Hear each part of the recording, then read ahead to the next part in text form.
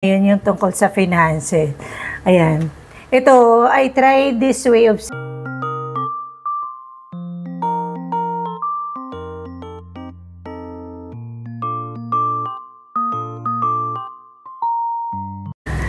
Hi, mommies! Welcome to our home. Ayan, for this video, pag-usapan naman natin yung tungkol sa finances. Magsi-sit down video muna tayo ngayon. Kasi parang yung mga nakaraang upload ko, more on linis-linis. Baka nagsawa na kayo sa bahay namin.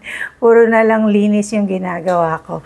So, pag-usapan naman natin ngayon yung tungkol sa finances. Ayan. Ito, I tried this way of saving since January of this year. Hindi ko agad sinishare sa inyo kasi gusto ko munang kung effective ba siya or kung magawa ko ba talaga siya. So, ito kasi October na. So, 2 months na lang matatapos ko na yung year ng 2023. Isi-share ko na sa inyo yung itong ginagawa kong ibang savings naman to. Ayan, bigyan ko lang kayo ng brief history lang nito. Nakakuha ko tong idea na to from sa mga nag-vlog sa ibang bansa tungkol sa mga finances kasi mahilig nga rin maliban dun sa mga paglilinis, nanonood din ako tungkol sa budgeting, sa mga savings. Yan, kaya nakuha ko tong idea na to. So, sabi ko nga, this year, itatry ko siya. Actually, last year, na-try ko siya, pero hindi ko na-complete yung buong taon. Kaya parang sabi ko, hindi ko muna i-share kasi hindi ko naman siya nagawa. Gusto ko kasing i-share sa inyo yung talagang nagawa ko siya and kung effective ba talaga siya. So, yung iba siguro, hindi pa ganun ka-familiar sa way of savings na ganito. Kasi nga parang hindi siya common dito sa atin. Kasi parang ang common lang sa atin is yung basta meron kang masisave. Tapos nakakabayad tayo ng bills, tapos may na-save. Tapos, anong tawag nun? Meron tayong emergency fund. Yun lang yung familiar talaga tayo. Pero itong savings na to, hindi tayo masyadong familiar siguro. Pero yung iba, siguro, alam na rin naman nila to. Ito yung sinking fund. Sinking fund is a smart way to save money for a specific goal. So, ibig sabihin, sinisave mo yung pera na yon para dun sa goal mo. Hindi mo siya gagastusin sa iba. Yung pera na sinave mo na yon para lang dun yun sa goal. Ayan, ibibigay ko sa inyo kung ano yung ginawa kong sinking fund goals ko. Actually, marami ka naman pwede, pero ito lang naman yung ginawa ko kasi ito lang naman yung kaya din ng budget kasi syempre hindi naman isasalang-alang mo rin naman yung budget niya. Hindi naman pwedeng malaki na yung budget mo para for sinking fund. Tapos, yung ibang budget niya naman maapektuhan. So, ayan, share ko later kung ano yung mga specific goal na ginawa ko for sinking fund. Yung sinking fund pala, separate ito sa savings account natin. Ibig sabihin, kung may savings ka, hindi mo dapat doon isihahalo yung sinking fund mo. Hindi mo rin doon kukunin. Dapat nakahiwalay na talaga yung savings. Diba? Hindi rin siya kagaya ng emergency fund kasi yung emergency fund is yung unexpected expenses. Diba? Pero itong sinking fund, nandun lang siya, nakaalat lang siya for the specific goals. How I create our sinking fund. Ito pala yung binder ko. Ayan, kung gusto niyo ng ganito, comment below. Ayan, magbibenta ako ng ganito. Ayan, ito ginawa ko lang to. Ayan, nilagyan ko siya ng mommy. Ayan. Actually, may nabibili naman ito sa Lazada tsaka sa Kaya lang inarte ko lang siya. Identify natin yung mga goal or yung expenses na gusto mong isama dun sa sinking fund. Ayan, ito yung sa amin. Share ko na rin. Ayan. Yung una is yung dental. Ayan, nagsisave ako ng dental, maintenance. Yung home maintenance pala, dito ko kinukuha yung yung pag naubusan ng gasol. Effective to, sobrang talaga. Kasi ayan talagang nababawasan ko. Hindi na ako namumroblema ng pambili ng gasol. Kasi syempre, kung halimbawa hindi naman tayo nakabudget sa gasol, hindi naman kasi dati alam kung kailan nawawalan ng gasol, di ba? So, itong home maintenance, dito ko kinukuha yung sa gasol. Tapos, kung halimbawa merong mga nasisira sa bayan naman, napundi yung ilaw, or may nasira, dito ko rin kinukuha. Tapos clothing, ayan, meron akong clothing. Tapos gifts, kasi 'di ba, tayong mga Pinoy mahilig tayo mag-gifts, 'di ba? So, yung mga regalo lalo na kapag Christmas, hindi naman natin yung nababudget, 'di ba? Kaya maganda na nakaipon na tayo para pagdating ng Christmas, hindi medyo bawas na doon sa kung hindi man siya kasya, medyo malaki na rin yung bawas para doon naka-budget ka for the gifts. Ayan. Tapos, travel. Kasi may travel kami this year. So, nag-alat ako ng goal for travel. Actually, maliit lang naman yung amount nitong travel na to. Pang ano lang naman, allowance lang. Tapos, SNR and Landers. Ayan, nag-alat din ako ng SNR and Landers. Kasi, di ba, ang SNR and Landers, meron siyang di ba, may membership fee. So, ayan, dito ko kinukuha. Para hindi ako, pag expired na yung SLR ko or Landers ko, hindi na ako na problema kung kukuhanin ko pa siya dun sa budget namin. Dito na namin siya kinukuha. Tapos, Canva. Kasi naka-subscription ako ng Canva. Baka gusto nyong sumama sa group namin. 800 for 1 year. Tapos, may available pa akong slot na isa. Or 80 pesos per month. Yan yung Canva. Doon kasi ako gumagawa sa Canva ng mga anong tawag ba nun? Yung thumbnail. Tapos kasi sa mga project ng mga bata, maganda yung Canva, ang bilis lang gawin. Tapos si ate kasi, yan yung ginagamit niya. Ang course kasi ni ate advertising, ginagamit niya rin yung Canva, kaya nag-subscribe kami. So medyo mahal yung subscription niya. Parang nasa 3,000 plus. Kaya ang ginagawa ko, nag-aalat na lang ako ng sinama ko siya dito sa sinking fund. Para pagdating ng 1 year, masasama ko, meron akong pambayad. Kasi mabigat din yung 3,000 mahigit eh. So, mabigat kung isang bayaran lang. So, sinama ko siya sa sinking fund. Tapos, ayan, wala na. Ito mga receipt na lang to. Tapos, atis allowance. Ginawan ko na lang din, atis allowance, tapos mga miscellaneous. Ayan. So, yun lang yung sinking fund ko. Pwede, pero marami pa namang pwede. Kung meron kayong car, pwede rin yung pang-car expense nyo. Ako, hindi na ako nagawa ng car. Kasi yung sungkol sa car kasi namin, yung insurance ng car, nakabudget na kami niyan kung kailan namin siya kinukuha. Tapos, yung maintenance ng car. Tapos, yung mga upgrade ng car, si Papa gumagawa niyan. Actually, si Papa, pera naman niya yung ginagastos niya pagtungkol na sa mga sasakyan. Tapos yung mga, yung mga gasolina, nakabudget naman yun sa monthly expense namin. So ito lang yung sinking fund na ginagamit ko talaga. Yung parang for our own goals lang. Hindi siya talaga ginagalaw kasi para lang siya doon, nakaalat lang siya para doon. So, ayan, na-identify na natin kung ano yung mga goals mo, kung ano yung gusto mong expense mo. So, next naman, yung iaalano mo rin yung identify mo kung magkano ba yung iaalat mong budget para doon sa goal mo. Yun. Halimbawa, ako kasi dun sa dental, nag-aalat ako ng 500 per month kasi di ba pang cleaning or kung bigla ang pabunot, ayan. So, kasi ako naman, tsaka si Papa, meron kaming health card na free yung cleaning namin. So, kay ate, tsaka kay Wax lang naman to.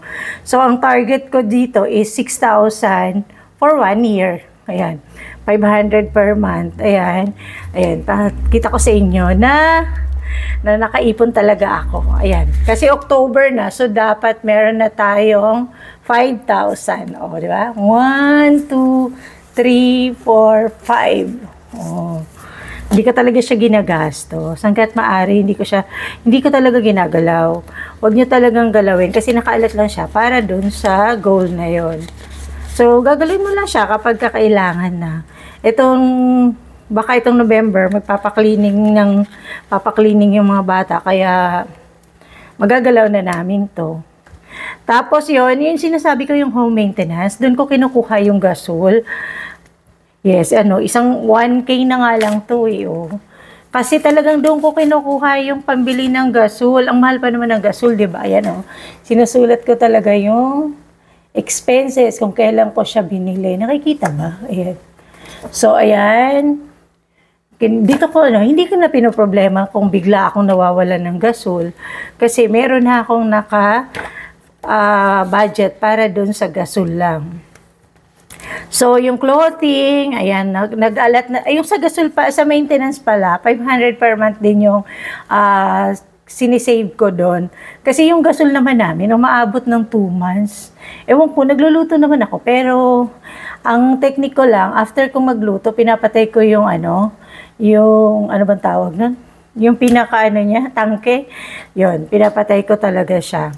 So, ayan, umabot siya ng 2 months, kaya medyo matagal din naman. Tapos yung sinking, yung sa clothing naman, 200 lang yung inalat ko. Yung gifts naman, ito nag-alat ako ng 500 din per month. Ayan. So, para ma-save namin to na patingin nga, ayan. 500. So, dapat 5K na to. 1, 2, 3, 4, 5. Ayan, 5K din naman siya. Ayan, para pagdating ng December, medyo 6K din to. Malaki din yung pwede nang pambili ng gift.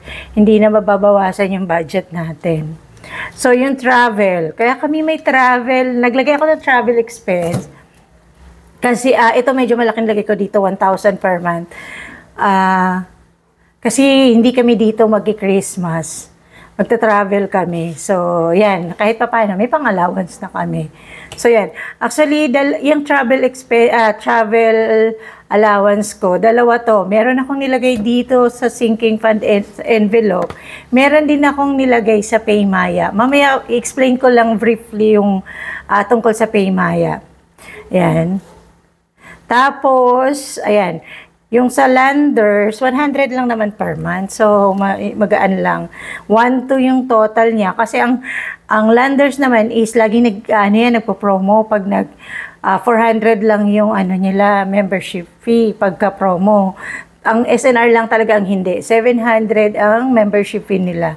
So, yan. Yan yung mas mahal, SNR. Tapos ngayon pala, kung meron kayong Metrobank, ayan singit ko na rin. Kung meron kayong Metrobank card, tapos pag nag-worth kayo ng 4,000 pesos using your Metrobank credit card sa Landers, free membership na. Oo. Hanggang yan, January 2024.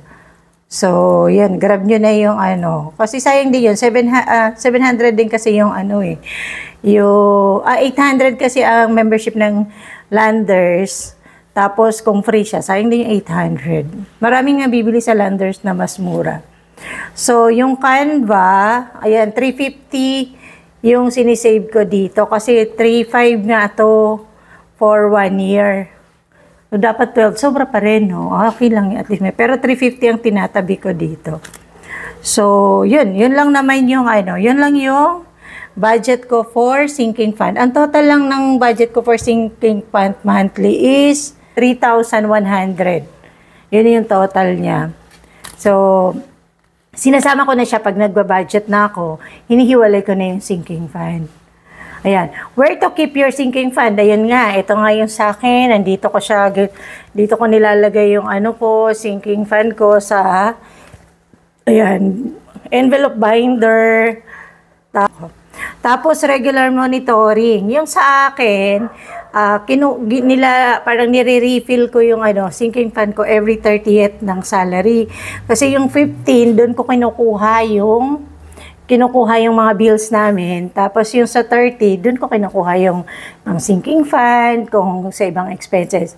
Hinahati-hati ko kasi yung sweldo. Kasi 15 and 30 ang sweldo. So, hindi ko kinukuha parang binubuo muna, hindi.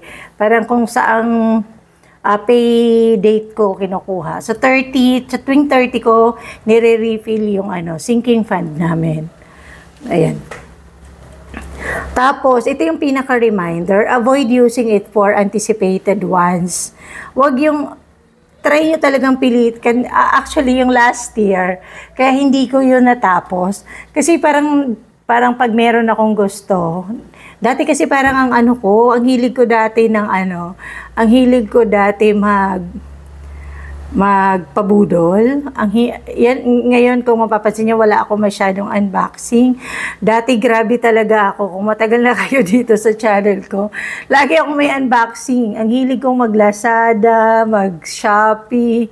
Yun, doon ko kinukuha sa yung mga pambayad ko minsan. Kasi syempre wala naman sa budget yung mga pang Lazada tsaka Shopee natin, no. Doon ko kinukuha sa doon ko kinukuha din sa sinking fund ko yung yung pambayad sa Shopee or Lazada. Pero this year, talagang hanggat maaring hindi ko talaga siya binabawasan. Hindi ko talaga siya talaga, mindset talaga ako na para dun lang yan. So, hindi ko siya ginagalaw. Pagka umorder lang ako sa Lazada kapag kailangan, tsaka pag may budget. Kasi may budget naman talaga din ako. Nag-budget talaga ako para sa pang Lazada. Meron talaga akong budget pang Lazada. Pero pag nag-over na doon, hindi na ako bumibili. Ayan. Tapos, ayun, at the end of the year, saka na lang natin gastusin. So, ayun, yun yung sinasabi kong isa, yung sa Paymaya. Ang Paymaya kasi ngayon, meron na silang savings account. Actually, maganda sa Paymaya mag-savings account. Ayan, isi-share ko na rin sa inyo. Actually, last year ko rin siya, last year ako nag-start mag-save sa Paymaya. Yung ang mas malaki yung interest. Pero, monthly interest mo is 3.5.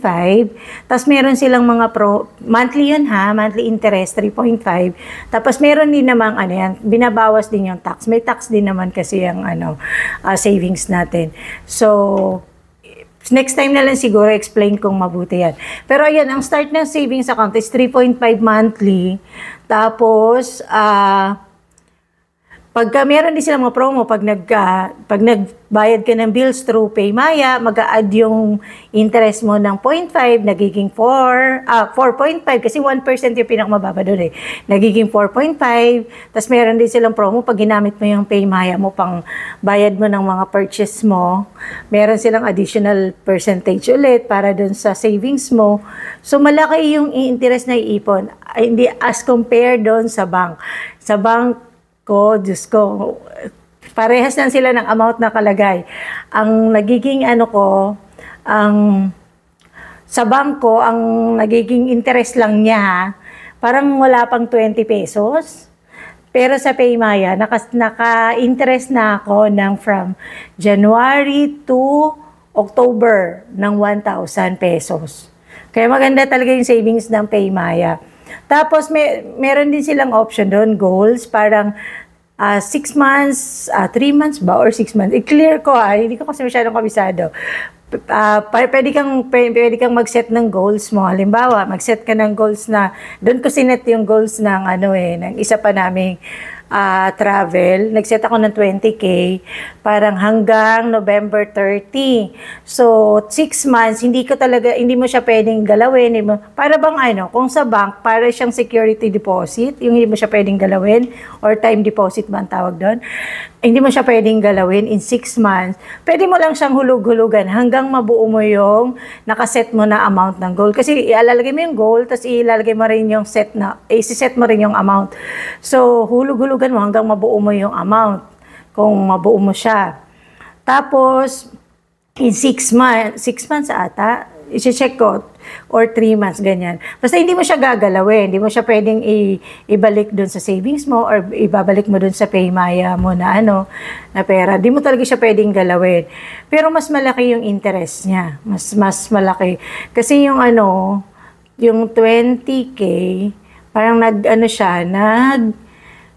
na siya ng 200 plus, parang ganun. Pero hindi ko agad yung nabuo ng 20K in 1 month lang. Ngayon ko lang siya nabuo nung patapos na ako, kasi matatapos ko na siya. Tapos kapag natapos mo na pala siya, pwede mo na siyang ibalik dun sa savings. Ita-transfer mo ulit sa savings yung yung pera mo. So, masasama siya sa savings, nag-earn pa rin siya ng interest. So, kung maganda yung Paymaya na na savings account. Di ko rin sinishare sa inyo kasi nga ayoko mag-share kung hindi ko pa natatry. Gusto ko kasi yung kahit naman pag nagre-review ako ng products, 'di ba? Hindi ko binire-review agad-agad hangga't hindi ko pa nasusubukan yung item. Kasi sayang kasi kung halimbawa pagdating pa lang, oh maganda, tapos hindi naman pala. Parang, 'di ba, parang marami na tayong na biktima na na hindi pala okay yung item. So, sinishare ko kapag na-try ko na talaga. So, itong Paymaya, nasubukan ko na siya. 1 year na akong nag-save sa kanya. Kasi parang nag-start ako, wala pang 1 year, kasi December ako nag-start na mag-save sa Paymaya eh. December last year. So, ayun, basta yung savings ko, nakaka-earn na siya ng kahit naman hindi malaki, maliit lang, basta ang at least, meron lang kayong kung, yung parang kumikita lang siya dun sa sa savings nyo. Nagkaka-interest siya ng mas malaki. Kasi doon din ako nagbabayad na rin ng mga bills ko sa Paymaya para mas mabilis. Kaya wala akong mga envelope na yung mga meron ditong envelope, yung mortgage lang, yung pag-ibig namin kasi yun lang yung ayoko magbayad ng pag-ibig sa Paymaya. Gusto ko magbayad sa yung sa SM kasi parang gusto ko yung may papel talaga para pag in case na may problema, meron akong ipapakita, 'di ba? So the rest, yung mga bills ng kuryente, lahat, water, PLDT, doon ko talaga binabayaran sa Paymaya. Mabilis lang din naman magbayad doon. So, ayun lang mga mamis, kung meron kayong gustong pag-usapan natin, just comment below. Oo, para tulungan tayo. Kung makatulong sa akin, baka makatulong din sa inyo. Ayan, thank you for watching. God bless!